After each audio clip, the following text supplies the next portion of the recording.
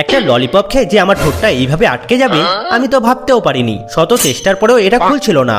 আর ঠিক তখনই দরজায় বসের টোকা। বুদ্ধি খাটিয়ে মেঝেতে একটা ম্যাগাজিন পড়ে থাকতে দেখে কাঁচি দিয়ে ঝটপট ওখান থেকে একটা সুন্দর হাসি মুখের ঠোঁট কেটে নিলাম। তারপর ললিপপের আঠা দিয়ে সেটা নিজের মুখে সেটে নিলাম। ব্যাস, এখন তো নকল হাসি তৈরি। বস তো আমাকে টেনে নিয়ে গেল সরাসরি লাইভ আবহাওয়া খবরের স্টুডিওতে।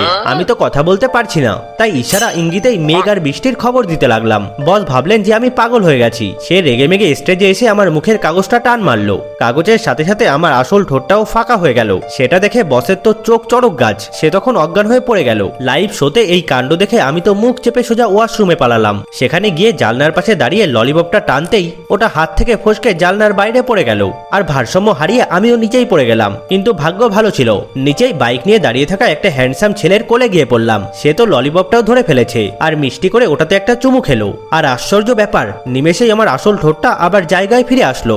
আমি বুঝে গেলাম এটাই হলো আমার স্বপ্নের মানুষ।